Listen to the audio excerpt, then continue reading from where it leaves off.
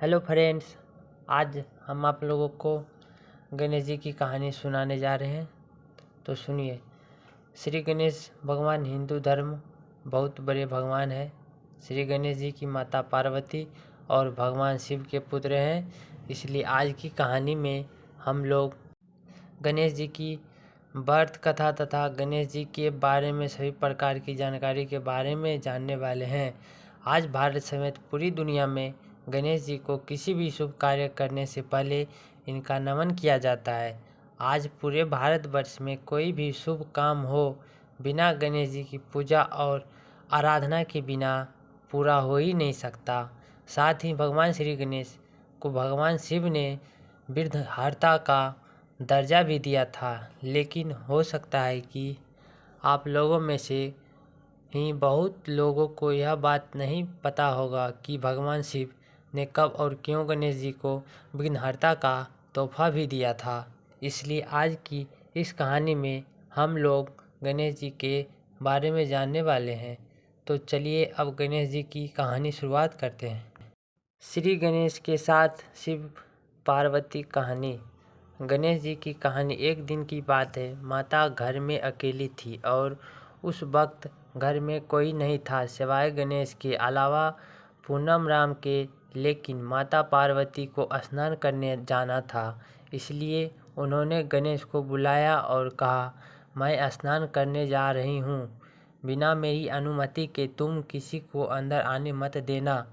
यह सुनकर बाल गणेश ने कहा, ठीक है माता, मैं आपकी मर्जी के बिना किसी को अंदर नहीं आने दूंगा। ऐसा कहकर बाल गणेश ने दरवाजे के पास जाने लगा। तभी माता पार्वती ने बुलाकर कहा कि ऐसा नहीं चलेगा, तुम मुझे वचन दो कि कोई अंदर नहीं आ पाएगा। तभी बाल गणेश ने कहा कि ठीक है माँ, मैं वचन देता हूँ कि बिना आपकी मर्जी का किसी को भी अंदर आने की अनुमति नहीं दूंगा। कुछ देर होने के बाद भगवान शिव अपने घर आए थे, मतलब कि माता पार्वती के घर आए थे, क्योंकि बाल गणेश माता पार्वती और भगवान शिव के पुत्र थे।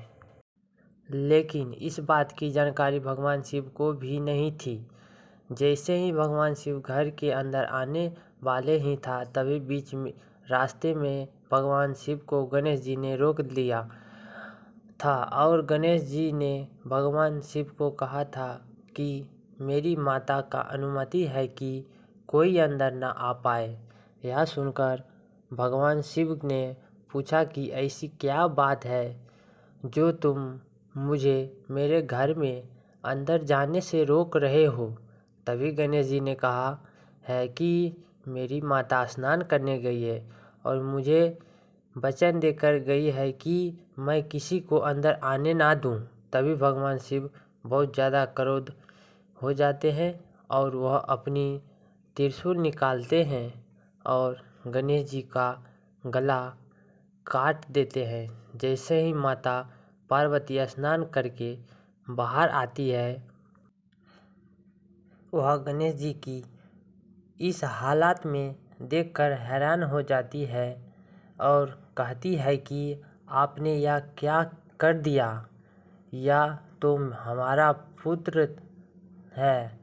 तभी भगवान शिव ने कहा कि मुझे क्षमा करो, मुझे नहीं पता था यह कौन है। यह मुझे अंदर आने से रोक रहा था, इसीलिए मुझे गुस्सा आ गया और मैंने इसका सर काट दिया। तभी माता पार्वती गुस्सा हो गई और कहने लगे कि मेरा पुत्र मुझे वापस किया जाए।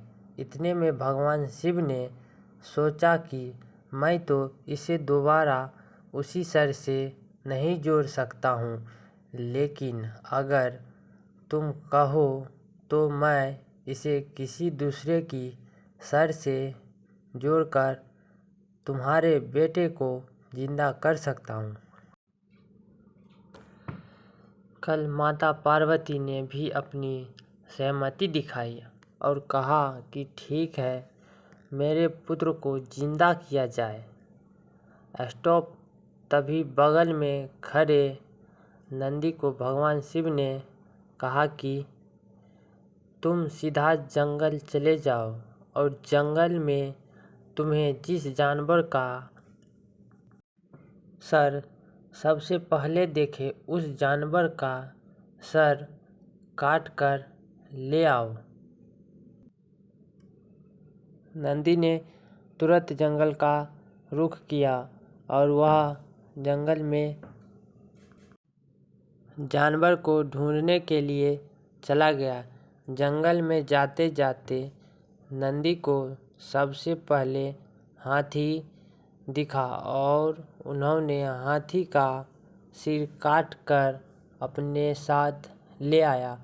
तभी भगवान से अपने साथी के सर को गणेश के सर पर जोड़कर उसे जिंदा कर दिया। यह देखकर माता पार्वती ने कहा है कि मेरा बेटा कैसा लग रहा है। सभी लोग मेरे बेटे को देखकर हंसेंगे और इससे डरेंगे। तभी भगवान शिव ने कहा है कि तुम व्यर्थ ही चिंता कर रही हो, मैं इसे जिंदा ही नहीं करूँगा बल्कि जिंदा करके पूरी तरह से वरदान भी दूंगा कि उनकी आने वाले सभी लोग किसी भी शुभ कार्य को करने से पहले भगवान श्री गणेश को याद करना अनिवार्य हो जाएगा। तब से लेकर आज तक किसी भी शुभ कार्य करने से पहले भगवान भी श्री गणेश जी को स्मरण किया जाता है। किसी भी शुभ कार्य करने से पहले चाहे शादी हो या किसी भी प्रकार की कोई नई चीज़ का उपयोग करने से पहले भगवान श्री गणेश जी का पूजा करना अनिवार्य माना जाता है। इसके पूजा के बिना किसी भी चीज़ की उद्घाटन करना या कोई नया कार्य करना अशुभ माना जाता है।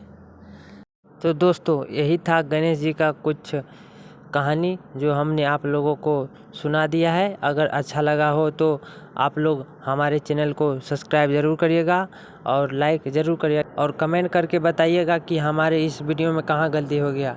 धन्यवाद।